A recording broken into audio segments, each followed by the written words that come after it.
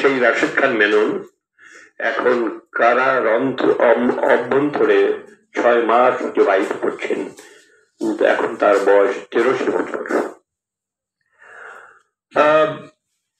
জানি না তিনি কবে মুক্তি পাবেন। একজন কর্মী হিসাবে আমি তার মুক্তি দাবি করছি। আশা করি এই দাবি দেশের জনগণের, মুক্তি পাগল জনগণের। আমি শেষ একটা দাবি করতে চাই। আমার নেতা রাশেদ খান মেনন কারাগারে 6 মাস ধরে আছেন। আমি সরকারের কাছে একটি প্রস্তাব করতে চাই, রাশেদ খান মেননকে মুক্তির পরিবর্তে যদি আবুল হোসেনকে কারাগারে নেওয়া হয়, আমি প্রস্তুত আছি। রাশেদ খান মেননকে ছেড়ে দেওক, আমি তার পরিবর্তে কারাবাস করব। এটা আমি সরকারের কাছে প্রস্তাব করছি, কারণ তিনি এখন বয়বৃদ্ধ মানুষ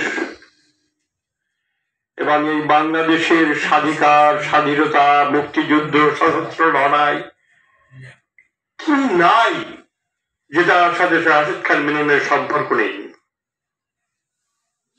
আপনাদের মনে আছে 92 সালে যখন তাকে গুলি করে হত্যা করার চেষ্টা করা হয়েছিল, তখন বাংলাদেশ থরথর করে কাঁপছিল।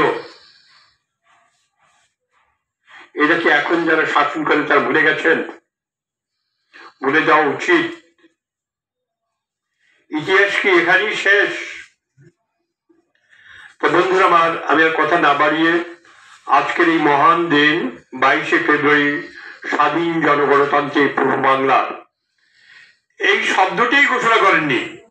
স্বাধীন জনগণতান্ত্রিক পূর্ব বাংলা কিভাবে কায়েম হতে পারে তার জন্য 13 দফা তারা প্রস্তাব করেছিলেন, কর্মসূচি হাজির করেছিলেন।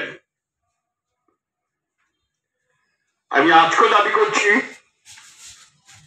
যে বাংলাদেশের এই যে বৈষম্য, ধনী দরিদ্রের বৈষম্য, নারী পুরুষের মধ্যে বৈষম্য, সাদা কালোর মধ্যে বৈষম্য, ধর্মের মধ্যে বৈষম্য, হিন্দু মুসলমানের মধ্যে বৈষম্য, পাহাড়ি বাঙালির মধ্যে যে বৈষম্য, এই বৈষম্য নিরসনের জন্য আমাদের দরকার একটি সমতা ভিত্তিক, মানবিক এবং মর্যাদাশীল একটি সমাজ গড়ে তোলা, যেটা আমাদের মহান মুক্তিযুদ্ধের ঘোষণায় বলা হয়েছে।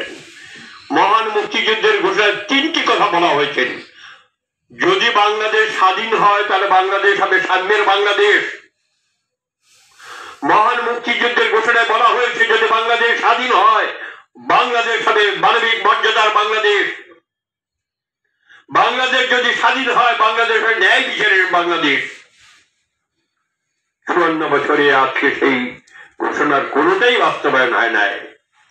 আমি আজকে সেই মহান মুক্তিযুদ্ধের সেই ঘোষণা বাস্তবায়নের দাবি জানিয়ে এবং আপনাদের সবাইকে ধন্যবাদ জানিয়ে আমি আমার বক্তব্য শেষ করছি এবং আজকে এই অনুষ্ঠানের সমাপ্তি ঘোষণা করছি। দুনিয়ার মধুর এক